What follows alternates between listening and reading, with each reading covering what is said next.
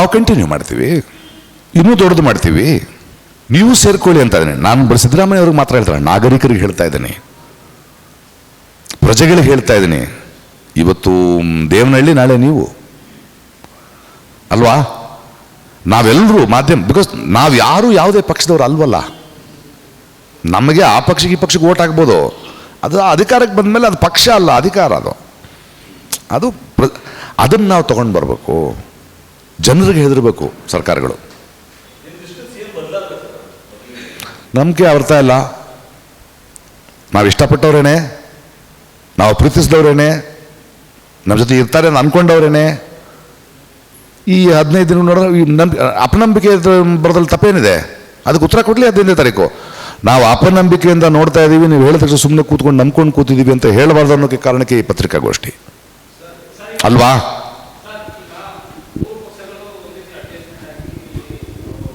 ಅನುಮಾನ ಇದೆ ಅಲ್ವಾ?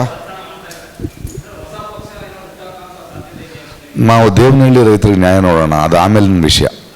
ಅಲ್ಲಲ್ಲ, ಬೇಡ ಅಲ್ಲ ಲೆಟ್ ಅಸ್ ನಾಟ್ ಫೋಕಸ್. ಅದಕ್ಕೆ ಹೊಸ ಪಕ್ಷ ಬಿಡ, ಪ್ರಿಮೆಚ್ಯೂರ್, ಟೂ ಅರ್ಲಿ. ಅದು ತಾನಾಗಿ ಹುಟ್ಬೋದು, ಯಾರ್ದು ಗೊತ್ತಿಲ್ಲ, ನಾವಲ್ಲ. ಅದು ಜನರಿಂದ ಯಾರೋ ಒಬ್ರು ಹುಟ್ಬೋದು ಅಲ್ವಾ? ಅದು ನಮಗಲ್ಲ, ಇವಾಗಿನ ಇಶ್ಯೂ ಅದಲ್ಲ ನಮಗೆ. ಅಲ್ಲ, ಈಗ ಅದು ಇಶ್ಯೂ ಅಲ್ಲ, ನಾವು ಡೈವರ್ಟ್ ಮಾಡೋದು ಬೇಡ ಅಂತೀನಿ. ನಮ್ಮ ಫೋಕಸ್ ದೇವನಹಳ್ಳಿ.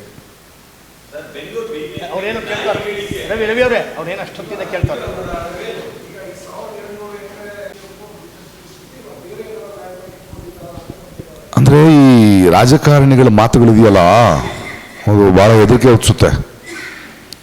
ಅವರು ಚನ್ನರಾಯಪಟ್ಟಣ ಸುತ್ತಮುತ್ತಲು ಅಂತಿದ್ದಾರೆ, ಅದ್ರ ತುಂಬ ಕ್ಲೀನಾಗಿ ದೇವನಹಳ್ಳಿ ಅಂತ ಹೇಳಿರಲ್ಲ, ಈ 1700 ಎಕರೆ ಅಂತ ಹೇಳಿರಲ್ಲ, ಆ ಏರಿಯಾ ಹೇಳಿದ್ದಾರೆ. ನೋವು ತಿಂತಿರೋ ರೈತರು, ನಮ್ಗೆ ಆತಂಕ ಆಗುತ್ತಾ ಇಲ್ವೋ? ಅದನ್ನ ಹೇಳ್ಬೋದಿತ್ತಲ್ಲ ಅದರೊಳಗೆ.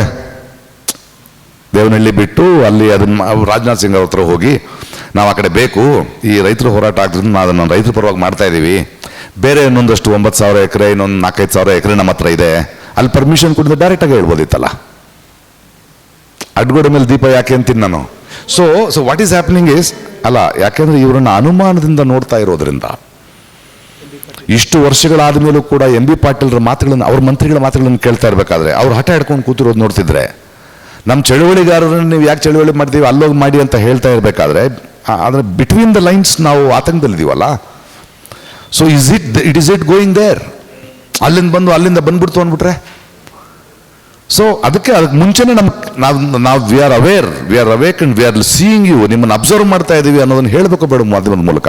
ಅವರು ಮಾಧ್ಯಮಗಳ ಮೂಲಕ ಗ್ರೀನ್ ಮಾಡ್ತೀವಿ ಅಂತ ಕಳಿಸೋದು ಸರ್ಕಾರ ಹೇಳಲೇ ಇಲ್ಲ.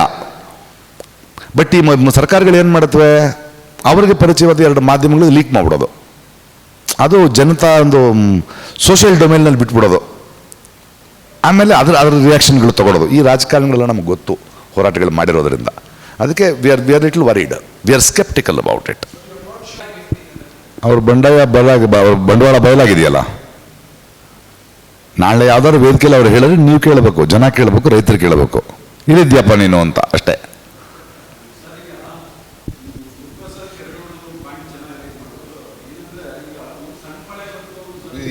ಸರಿಯಾಗಿ ಕೇಳಿಸ್ತಾ ಇಲ್ಲ.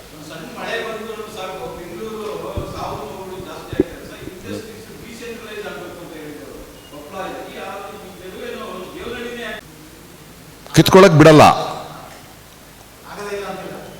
ಅವರಿಂದ ಆಗದೇ ಇಲ್ಲ, ಅವರಾಗಿ ಬಿಟ್ಕೊಟ್ರೆ ಒಳ್ಳೇದು. ಇದು ಬಹಳ ದೊಡ್ಡ ಹೋರಾಟ ಆಗತ್ತೆ ಇದು, because they have no right to take it. ಮೊದಲು ನಾವು ಯಾವಾಗಲೂ ಸುಮ್ಮನೆ ಮನವಿ ಮಾಡ್ತೀವಿ, ಹೋರಾಟ ಮಾಡ್ತೀವಿ, ಕೇಳ್ಕೊಳ್ತೀವಿ, ಕಿತ್ಕೊಳ್ಳೋಕ್ಕಾಗಲ್ಲ. ಅದು ತುಂಬ ಕ್ಲಿಯರ್ ಆಗಿರಲಿ, ಕಿತ್ಕೊಳ್ಳೋಕ್ಕಾಗಲ್ಲ, ಕಿತ್ಕೊಳ್ಳೋಕೆ ಬಿಡಲ್ಲ.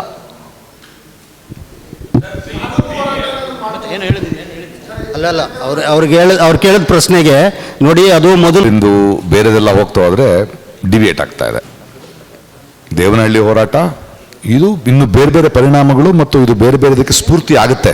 Because the lot of other issues ನಾವು ಅದನ್ನು ಅಡ್ರೆಸ್ ಮಾಡಬೇಕಾಗಿದೆ. ಬಟ್ ಅದು ದೇವನಹಳ್ಳಿಯಿಂದ ಶುರುವಾಗಬೇಕಾಗಿದೆ. ಸೊ ದೇವನಹಳ್ಳಿ ಹೋರಾಟದಲ್ಲಿ ನಾವು ಇವಾಗ ಸಕ್ರಿಯವಾಗಿದ್ದೀವಿ, ಅದನ್ನು ಫೋಕಸ್ ಮಾಡ್ಕೊಂಡಿದ್ದೀವಿ. ಅದನ್ನು ಮಾಡೋದಕ್ಕೆ ಅವ್ರು ಮಾಡ್ತಿರೋ ನಾಟಕಗಳನ್ನು ನಿಮ್ಮ ಮುಂದೆ ಇಟ್ಟಿದ್ದೀವಿ. 15ಕ್ಕೆ ನೋಡೋಣ ಅಲ್ವಾ? I think this is enough. ಸರ್ಕಾರದ ವಿರುದ್ಧ ಇದೀವಿ, ಅದು BJPನೋ ಕಾಂಗ್ರೆಸ್ಸೋ, ದೇವನಹಳ್ಳಿ ವಿಷಯ ಮಾತಾಡೋಣ ಅಲ್ವಾ? Thank you so much.